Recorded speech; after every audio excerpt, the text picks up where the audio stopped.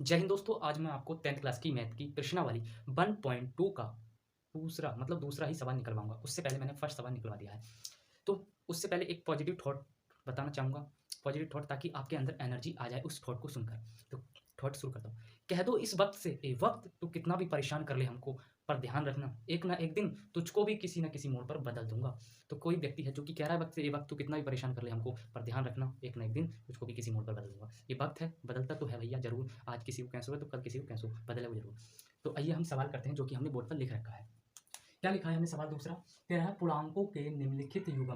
भैया पूर्णांक कौन से होते हैं? भैया वो पूर्णांक पूछोगे भैया जो पूर्णांक का चीज़ है, भैया पूर्णांक हो गए हैं जिनको भैया दशमलव और भिन्न के रूप में ना लिखा जा सके, उन्हीं को हम पूर्णांक कह रहे हैं। जैसे कि भैया 2 को तुम दशमलव में लिख के दिखा दोगे, 3 को लिख के दिखा दो, चलो तो जे कहाँ है पूर्णांक 1/2 और 0.5 ये पूर्णांक ना है, नीचे वाले पूर्णांक ना है, ऊपर वाले पूर्णांक हैं। समझ गए? अब पूछोगे भैया जो युग्म का होगा, युग्मों का मतलब होगा भैया जोड़ा। क्योंकि जोड़ा कौन कौन सा भैया, जैसे कि दूल्हा और दुल्हन को जोड़ा, 2 डबल बेड के जोड़ा, ये सब का है जोड़ा है। तो जे का है युग्म कहेंगे उनको भैया, जोड़ा को कह रहे हैं युग्म। के एचसीएफ और एलसीएम, एचसीएफ मतलब लघुत्तम समावर्तक और महत्तम समावर्तक ज्ञात कीजिए तथा इसकी जांच कीजिए। जांच को मतलब है भैया चेक करेंगे सही है या गलत। गलत होगा तो माफ करेंगे, क्योंकि भैया गलती होगी माफ करो। कि दो संख्याओं का गुणनफल, दो संख्याएं कौन कौन सी, इनका गुणनफल बराबर है एचसीएफ गुणा एलसीएम के। मतलब ये कहना चाह रहे हैं जो दो संख्याएं 26 और 91 संख्या है, इन दोनों की गुणा करेंगे और इनका जो एचसीएफ और एलसीएम लेकर के आए वो उनकी गुणा करेंगे, तो देखेंगे भैया दोनों बराबर हैं। आ रही है ना ना आएंगी तो कह देंगे भैया ना आ रही, क्या करें मना कर देंगे, सीधी सी बात है। तो अब सवाल नंबर पहले की ओर बढ़ते हैं, करते हैं क्या करेंगे भैया, हल। हल को मतलब है सॉल्व करेंगे स्टेप बाय स्टेप। 26 और 51 को सबसे पहले हम निकालेंगे एचसीएफ, और वो भी दो तरीके से। पहली तरीका है भैया 26 और 51, सॉरी 51 नहीं 91, 91 सॉरी गलती हो गई यार भाई, गलती हो जाती है सबसे होती है, 91 है ये। तो भाई कह रहे हैं दो तरीके कौन कौन से। पहला तरीका ऐसा है, बिगर पेन उठाए वाला है, बिगर पेन उठाए लो भैया, मैंने पेन छोड़ दिया। क्या है, 26 और 51, कोई ऐसी संख्या ढूंढ लो जो कि 26 और 51 को काटती हो। तो कहोगे भैया दो, तो भैया दो जो है 51 नहीं, बार बार 51 निकल रहा है, 91 है भैया, 91 है भैया। 2 से 26 तो कट जाएगा मगर 91 नहीं कटेगा, कट जाएगा ना कटे। 3 से 26 भी ना कटे भैया, ना 91 कटे। 4 से भी ना कटे, 5 से। सबसे पहले देख लो भैया 91 कौन से में पहाड़ी भाव है। तुम कहोगे अरे भैया, कहोगे 91 13 के में है, तो 13 पहली संख्या हो गई। 13 भैया ऐसी संख्या है जो 26 को भी काट देगी और 91 को भी काट देगी। तो पहला तरीका तो जो है एचसीएफ निकालने को, तो 13 का है 26 और 91 को एचसीएफ है। दूसरा तरीका बता रहा हूँ, सेकंड मेथड, सेकंड। इसमें क्या करना भैया, 26 को अलग लिख लो, फैक्टर करके निकाल लेंगे। जो ना समझ आ रहा कोई बात ना, फैक्टर करके निकाल लेंगे। कैसे भैया, 2 से काटियो, 2 एकम 2, 2 तिया 6। अब भैया जो 13 है वो क्या करें, मैंने कि कुछ मत कर, 13 किसी के पहाड़ी ना आवे, ये वो सोच के बता रहा हूँ अभी, सोच के बताओ। अरे भैया ना तू ना 2 के, मैं 3 के, मैं 4 के 5 किसी के भी ना तू, मैंने कि सीधो सीधा जाई से काट धड़ाधड़। तो भैया 13 से कटे वो कितनी बार, एक बार पहलो।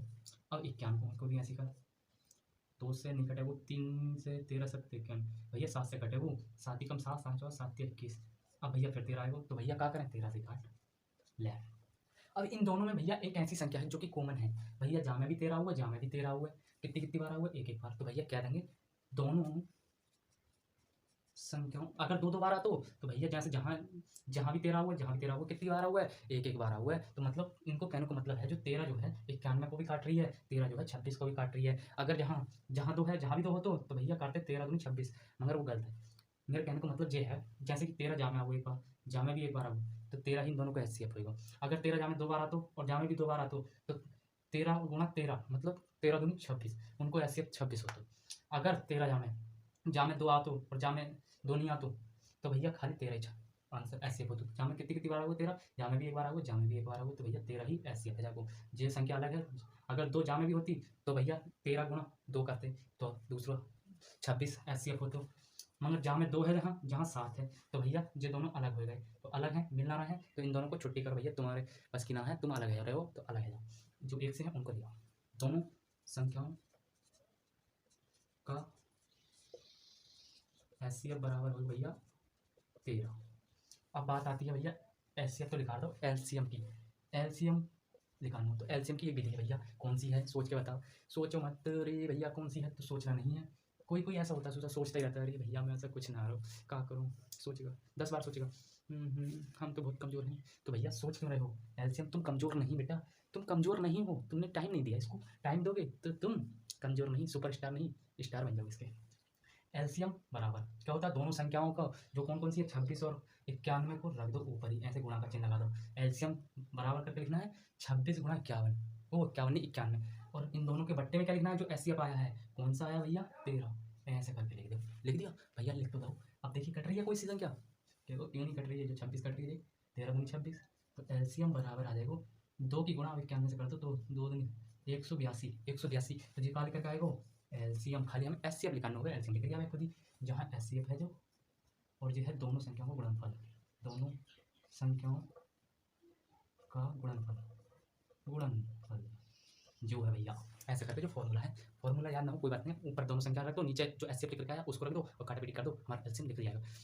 तो ये एलसीएम निकल जाएगा। अब क्या करना है कि दो संख्याओं का गुणनफल, अब जो भैया दूसरों बार दोनों संख्याओं का गुणनफल, ये 26 और 91 का गुणनफल बराबर है एलसीएम गुणा एचसीएफ के, एचसीएफ कितना निकल के आया एलसीएम 182, एचसीएफ कितना निकल के आया 13, ये तो गुणा ही करनी पड़ेगी 26 गुणा 91, तो ये अपना आ रहा है बाबू, कितना आ रहा है, मेरे हिसाब से ये आ जाएगा 20 गुणा 6, तो 2,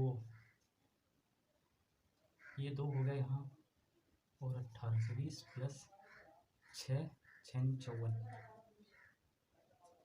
1300 प्लस 8 24 के 4,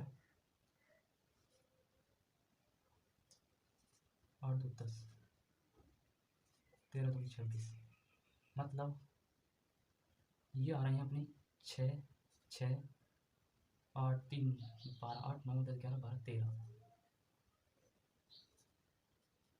13 26, नहीं सॉरी भाई 2300 26 6 6,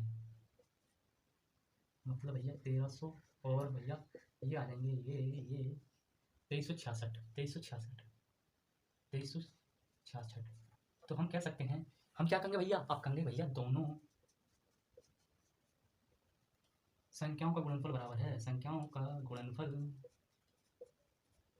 ना, दोनों संख्याओं का गुणनफल व एलसीएम गुणा एस बराबर है, क्या है बराबर हैं, यही निकालना था बाबू, यही सिद्ध करना था, आपको अच्छे से भी समझ आ गया होगा अब।